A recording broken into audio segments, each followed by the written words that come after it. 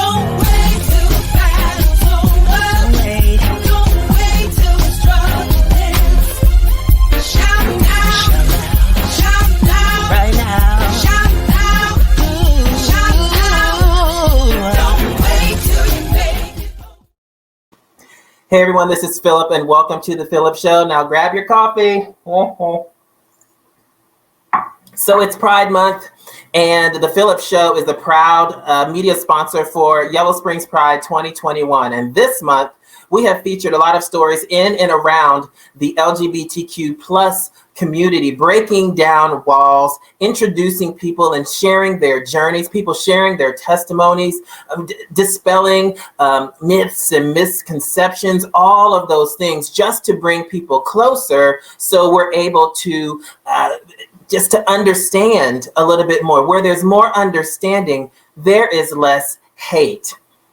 But today we're going to talk about a story, and I want to get right into it with you. This story has been featured in USA Today and is gaining a lot of traction in a lot of different media outlets. Kaylee wanted nothing more than to be a police officer and in the military. So she joined. Soon after she joined, her sexuality became known within the ranks. Shortly after that, she was allegedly sexually assaulted. And as a result from the trauma, she took her own life. There is currently an ongoing military investigation into this incident. Her mother, Carey, is now an advocate, a passionate advocate, and she's here today to share her story and what happened to Kaylee. So please join me in welcoming this amazingly strong woman. Carey, welcome to the PHILLIP Show. How are you, Phillip? I am doing well. This story is so dynamic. It has so many elements to it. And one of the parts that is consistent is hate and misunderstanding. Mm-hmm. That's really what is consistent. And sadly, that is not uncommon. And it just breaks my heart. My heart breaks for you, but I am so celebratory of your passion to fight and your passion to speak up and get justice for your daughter. And so if it's okay, I want to kind of start at the beginning and kind of understand not how this happened, but the journey to where we are today. Now, Kaylee, she was in the military and she came out as a lesbian in the military, or did she come out prior to going in? In our hometown, we're kind of a smaller hometown. She came out, in high school. Okay. So, but in the military, she was a little more careful about it, just out of concern. And she waited to, really come out this past January. I think she needed to find her footing because, here where we live, is a smaller town. And, she was, of course, confident going in the military, starting that type of training and career, I think. But this January, I started to see, her confidence and her being very comfortable in herself to be able to, come out. So she came out prior to going in. So she wasn't, say, closeted when she went in. No, I mean, she wasn't. I mean, she even asked her recruiter, am I going to be okay? Because I am a lesbian and, and a woman, I mean, she had all that going for her, he told her everything was fine. He says they were a big, happy family, that they worked together, and those issues aren't anything anymore. That stuff was all resolved. It was back in 2011, when they repealed the Don't Tell, and so now it was totally open to everybody. And, that made her feel comfortable. We come to find out that's not true. Yes, we painted the picture as of 2011 that there were no more stigmas, there was no more discrimination, there was no more any of that, and it's just everybody's a happy family. Come on in. Yeah, absolutely. That's what they put out, and now I think everybody's saying that that's absolutely not true. Right, and you and Kaylee believed them this gentleman when he said that. Oh yeah, absolutely.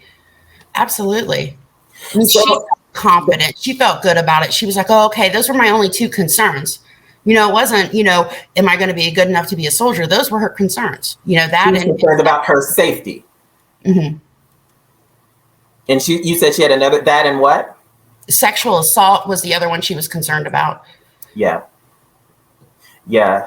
So after she gets in the military, how did things start to progress? Did she divulge any challenges that she was having? You know, every soldier, when they enlist, they go into basic training. And, she would write me because they cut off all communication with family during that time. And they say that that's because they're breaking them down to build them up into the soldiers that America wants, So we would communicate through letters, and she had the normal, she was a normal soldier, normal issues. She would laugh and say, that she had to outdo men. That was her thing. She wanted to be faster than men and this and that. And most of the time she did really good. But other than that, she graduated, became a military police officer, which was like a lifelong thing. She wanted to be in police. And then she asked to go to Alaska. And I remember the day she got that, she says, "I'm going to Alaska. I can't believe it." I was like, "It's cold." Yes, I can't take it. I don't know why you want to go that far. I'm in Ohio. But anyway, so she did. And she was so happy and she enjoyed it. I was up there in September this last year and visited her. And she was just the happiest I'd ever seen her. Ever. Very confident, very happy, just go lucky. I was so happy and proud. And this is in September of 2020. Yes. So this is. Mm-hmm. And then everything changed. Once this happened, she came out I was actually sending her baby pictures, and she came out on Facebook, and it's a public post saying, that I can't believe you guys didn't know I was gay. I screamed baby gay. Okay, because she would never wear a dress. It was funny. So anyway, yeah. So she wrote that, and people started asking her questions. Does that? What does that mean? This and that. And of course, she was like, "Well, it means I'm gay," and stuff like that. She was very confident.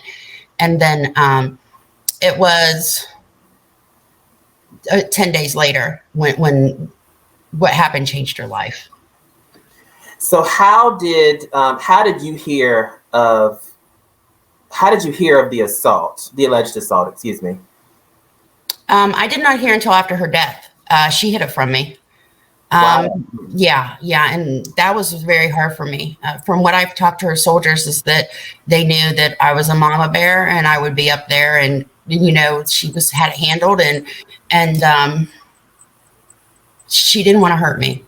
She had a heart of gold. So she confided in her team, mm-hmm. So they knew what happened to her, and per her, she was just trying to handle it herself. Right. Now, she did end up and go seek help. They initiated the SHARP program, which is the program in the military for sexual assault. So they believed her. Yeah. Oh, yeah. They believed her. Yeah. She, with what happened with him, they worked together. They were co-workers. And once she came out that she was gay, he was giving her a hard time, saying it's because you've never been with a real man. And that was the constant stuff he would say to her.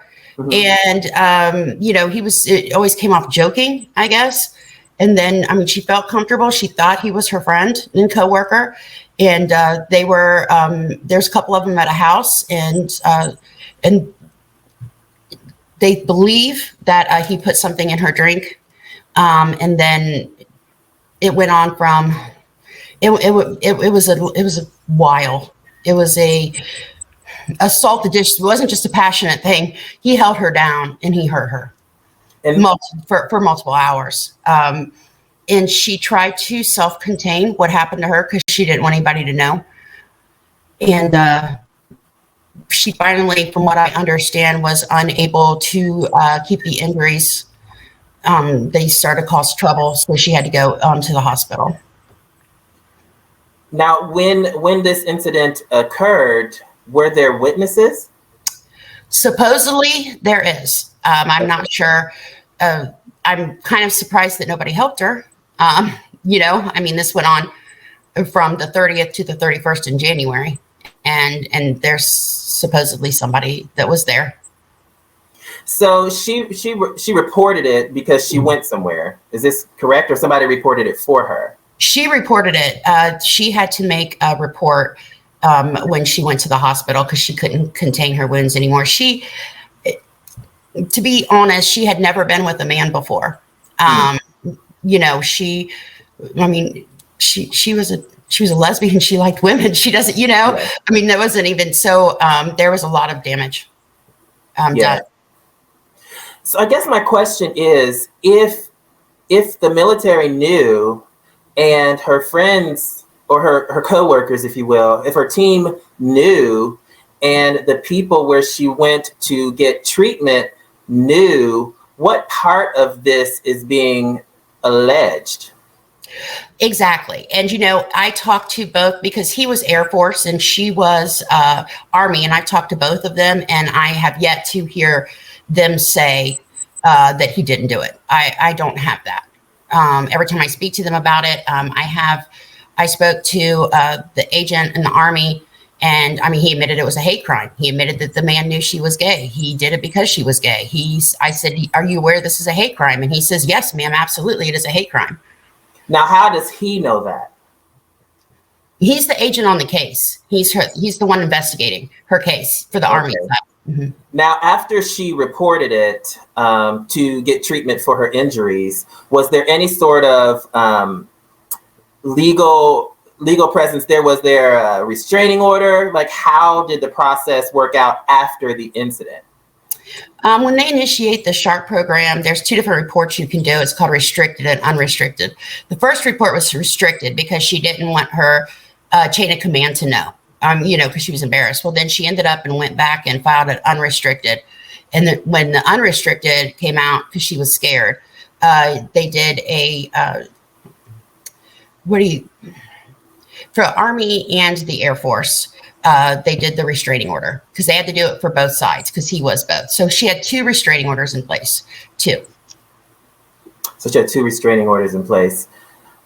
Wow. So after the restraining orders were put in place, and I guess her superiors would know at this point because it's unrestricted, right? Right, absolutely. And they removed him. Now he was Special Forces because he was, for the Army, it's called military police. For the Air Force's police, it's called Special Forces.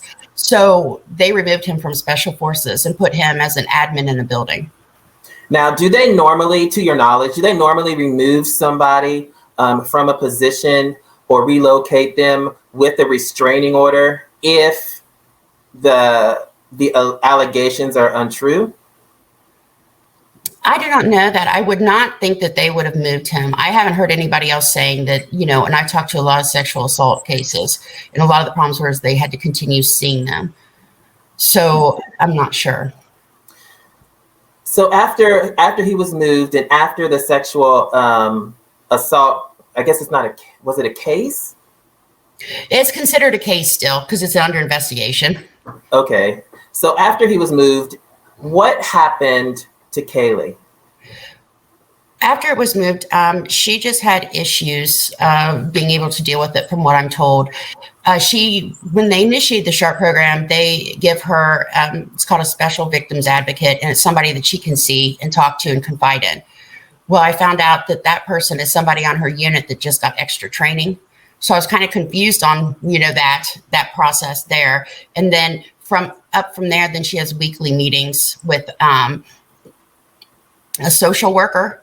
Mm-hmm. And I asked them, you know, did she attend every one of these meetings? They said, yes, ma'am, she did. And then I asked them, well, what type of treatment was she getting for the trauma?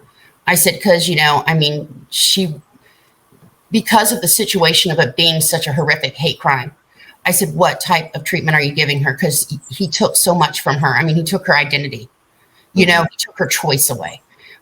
He took her purity. He took all these things from her, and they have nothing in place for that. They have nothing, no treatment, no nothing. It's just come in and talk to me for half an hour and tell me how you're feeling. So, I mean, I feel like the mental health aspect of what they do in these cases is ridiculous. I mean, there's so much trauma involved in this. So in March, sometime she was still military police, but she hesitated in a training exercise to pull her weapon. So they removed her weapon from her and stripped her of her weapon of her military police. So now she's lost that. Now she doesn't have that, and it was just like, as you watch this stuff progress down, it's like one mess after another of I understand why she was spiraling. She was losing so much, and she was the victim. And then they offer, it's called expedited transfer to soldiers that have been part of this, but she didn't want to leave. Alaska was her dream. That was her family. Those were her friends. They should expedite transfer him.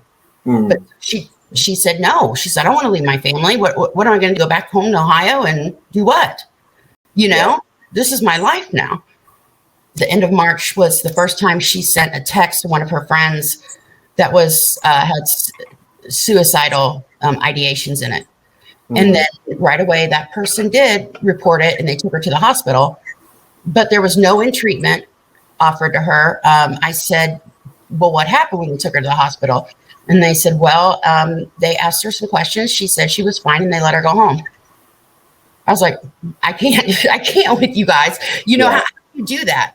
I can answer any question you want. I said she wasn't even evaluated, stayed over. You just asked her a form of questions, and they said yes. And I said, at this point where we're at is that you took her weapon away. You're saying she's not mentally able to, be a military police officer. I am her emergency contact. I'm also a nurse that works in the ER in certain situations. I said, why wasn't I notified? At this point, she's not able to carry a gun. And you're saying that she's unable to make her decisions on her own. So I should have been notified immediately. And they said, again, you're right, ma'am, we're sorry. It was just one. So at that point, the real bad tragedy came at the end. She was, again, put in a training exercise where she had to do some sort of training in a building where they ended up. And when she was in that building, they put her in now you have to register for these training exercises. Okay. You have to register just like we do for different things. They put her in the exact same building this man was working. And something happened in the hallway. We ran into each other. And when that happened, it was so bad. Now, my daughter, she's tough. Okay. She's military. She's not like me. Okay. There's something with her. Okay. Yeah. You don't mess with her. Okay. And plus, on top of that, she's mean. She's not like, you know what I mean? I understand. Yeah. But they told me that she collapsed in extreme anguish. And I'm like, do you know what happened? Was there a camera in the hallway? And they said, no, we can't talk about what occurred during that time, but there was not a camera. I said, how did you end up and put her in the exact same place that you put him? I said, that is just unbelievable. And they said, well, they felt really bad about that. And then she went back with the special advocate. And he said, after lunch, he got lunch with her. And he says, after lunch, you can go home. Don't worry about coming back to training. Okay. And she'd said to him, and this was a quote from the SHARP coordinator I met with in Alaska, that Kaylee said, I don't want to go home. I don't trust myself. And he said, okay, you should stay with the rest of the day. So a couple of days after that, for some reason, that didn't get reported and nobody talked about it. And that was on Tuesday. And on Friday, they gave her back her military police badge and her gun and everything, and said she was cleared to be a military police person before again. And I said, how did she get cleared? And they said, well, she completed the training exercises. And I said, did they do a behavioral assessment? And they said, yes. I said, what about Tuesday? They said that wasn't reported. It somehow got messed up. How did it not get reported? Everybody knew it happened, and even her team knew it happened. Her unit knew it happened. And yet they're all like, okay, here's your gun, Yeah. It's okay. And you haven't had any therapy for what happened to you that was worth anything. So, the military failed again. And then Sunday, she took her life. And, and in her suicide note, she says that she lists the man who did this to her, his name, and lists another person who was obviously she trusted as a friend and wasn't. And, she said the reason she killed herself was because she knew there was evil in the world, but she never knew somebody could enjoy inflicting evil on somebody else, like enjoy it while they were doing it. So she couldn't live in a world like that. That is heartbreaking. So for the investigation now, is what's being investigated, is it the alleged attack, or is it the system of failure being investigated now? Right now, it's hard being a civilian, okay? Because the military works completely different. Yeah. I have said to them multiple times, why is this man still walking around Jaber? That's the base she was at in Alaska. And, they heard something like, oh, well, we want to watch him and he doesn't know he's being watched. And I said, really? Because you took him off and gave him a restraining order. So he knows he's being watched. He knows he's in trouble. And then another one, this one was the one that made me so mad, is that we don't think he's a threat. The fact that he woke up that day and you saying he just woke up that day and said, hey, I'm going to rape my friend who's gay and I'm going to do it brutally. And I said, you don't just wake up that day and decide to be that person. There's a problem here. There's a problem probably before, and there's going to be a problem in the future if not, because in her suicide note, if he enjoyed that so much, he's going to do it again. So he's still walking around there. And, I spoke to Air Force last night, and because they're the ones investigating. Like you said, there's 2 investigations going on. One of them is the investigation of suicide, which is the Army side. And then the Air Force is investigating now the, have been through this whole time, have been doing the rape and the sexual assault. And I spoke to him yesterday, and he said that they are just waiting on some more forensics to come back. And once that's done, then he'll send it over to the commander. And hopefully from there, they'll try to get him picked up and court-martialed. But what's so sad is that, I know it's all over the news right now with the Vanessa Guillen Act and everything else, that is 0.05% actually get picked up and court-martialed. That's not even 1%. That's 0.05%.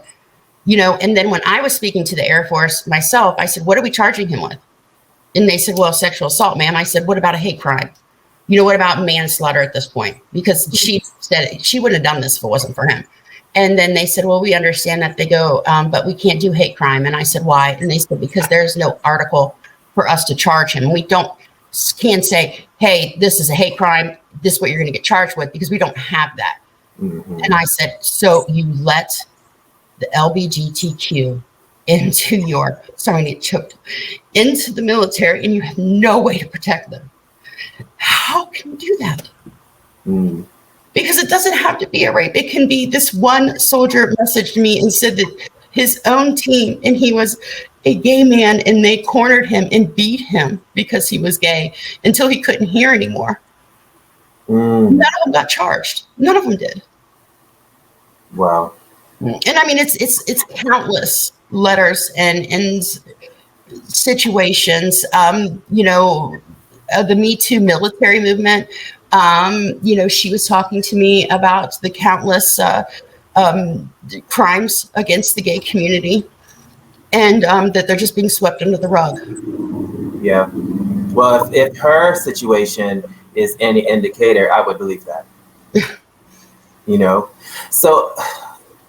So now, and I know that none of this was foreseeable. None of it was foreseeable. So now that Kaylee your daughter has become kind of a cause, her situation has become a cause.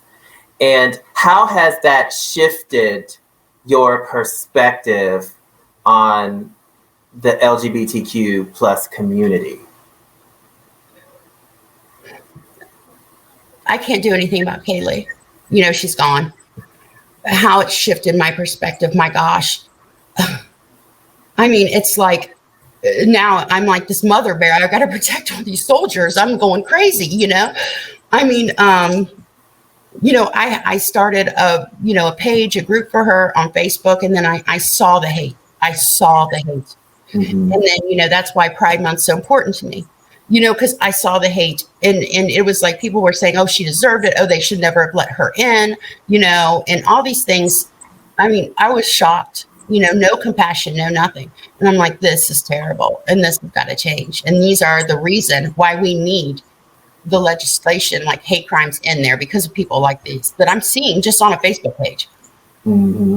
What sort of, I know that you said that some people were submitting, well, you saw some letters of some similar stories, some hate crimes, within the LGBTQ plus community.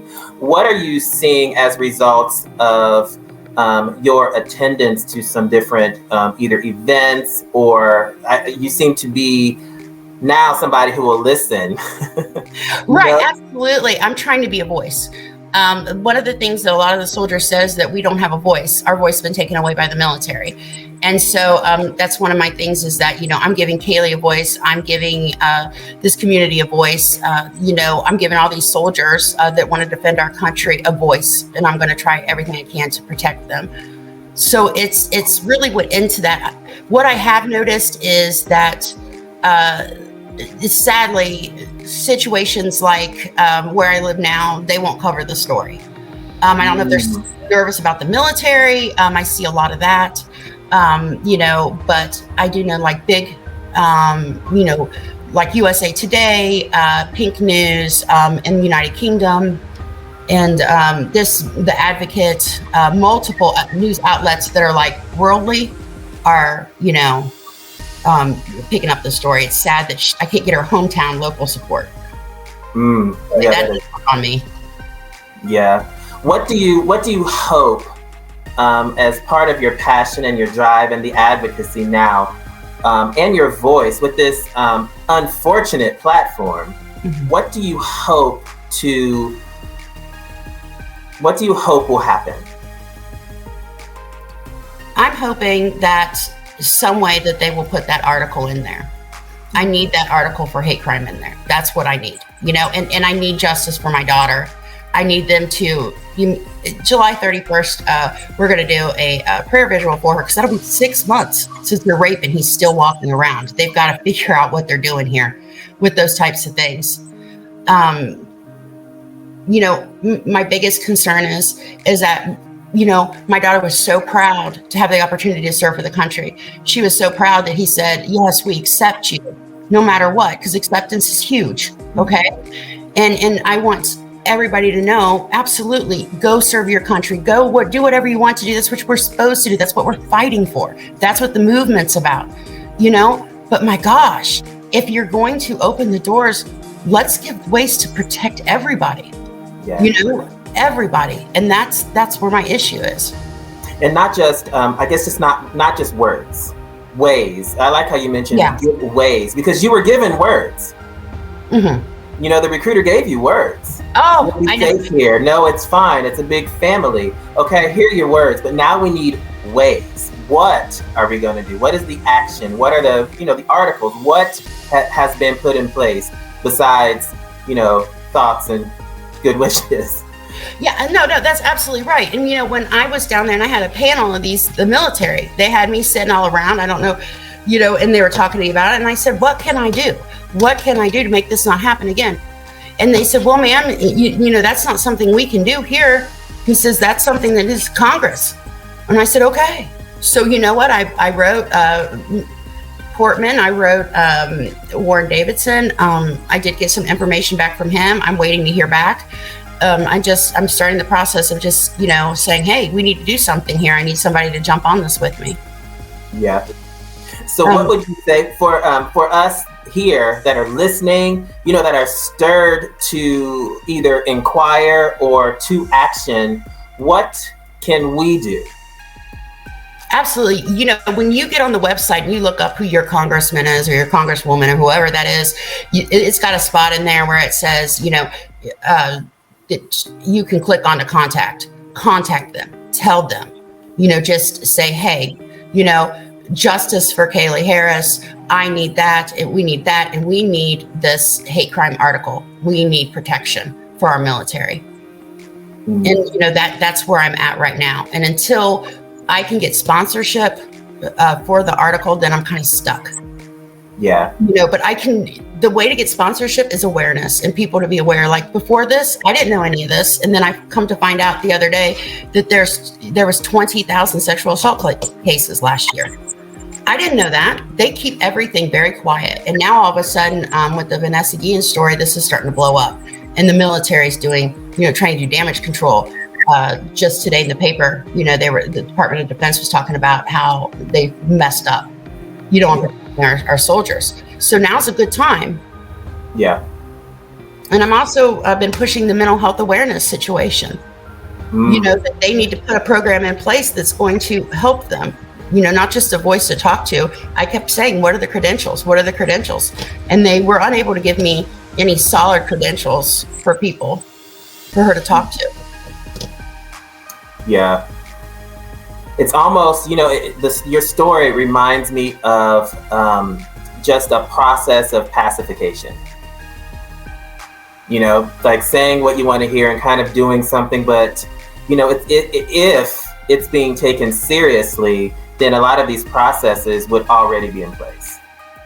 Well, Go ahead. What I found out, and this is terrible. This is what I found out. They're going to tell you everything they want you to hear to get you in, okay? Because they're expendable. That's what I keep hearing from all these soldiers. They said they didn't care about me. I'm expendable. As soon as they dump me or the suicide happens, because there's 22 suicides in the military a day, and the veterans and everything, 22 a day. That's like one almost every hour. And it's like, they don't care because as soon as one of them takes their own life, like as soon as Kaylee takes their own life, there was a high school kid signing a contract. See what I'm saying? It's just a revolving door. Yeah. So as I hear your strength as a now advocate, but how are you, Carey, doing? I had to give, I have my moments. Her marker came in for her grave yesterday, and that was terrible. I'll be honest, that was hard. I keep fighting, and I don't want her to die in vain. And I'm upset. I do the what if game, I do that, and that game is bad. Don't ever do that if you have somebody in your family that commits suicide. I don't know. It's like this is now, a fight. Yeah. And that's, how do I keep her alive? How do I keep her alive? Make her death mean something. She was so proud of being, I know it sounds crazy because, she was just so proud to be a soldier, but it wasn't just a soldier. She was so proud to be a part. She would say, well, you know what? I'm a lesbian. My favorite show is Wynonna Earp. She even got me watching it. I love that show. So anyway, it's so hard that she lost both those. She let one man take that from her, and it just kills me. Yeah. And she's 21, and I wish she would have came to her mom.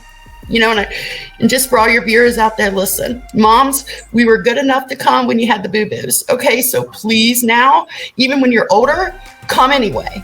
It's okay. We'll survive. She was worried she was going to hurt me. It's okay. That's what I'm here for. Well, I'm so sorry that this tragedy has not just rocked your world, but a lot of people's world. I am encouraged by your bravery and your strength, and that you're not only keeping Kaylee and her memory alive, but through all of your efforts, you could be keeping many, many, many more people alive by shining a light on just the inadequacies of what happened. And hopefully it will diminish what happens moving forward, because you can be the voice that does save a life. Absolutely. I hope so. I am a voice. I have had some people say they have come forward after Kaylee's story and reported their sexual assault. So that's good. It's about awareness and just the sheer bare bones of it. This is what's happening, and I am here to say it. And I, again, I appreciate your bravery and the strength that you're showing through all of this. It's so fresh, it's so new, and you're dealing with a lot. And on your plate is advocacy. Yeah. And that and that it's admirable and it's tremendous. So thank you for giving so many people a voice that would otherwise never have one. Absolutely. I'm not going to let any more Kayleys be out there. You know.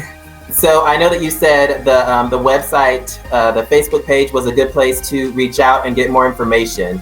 And for everybody that's out there, I flashed that up there. It'll also be in whatever description is assigned to this video.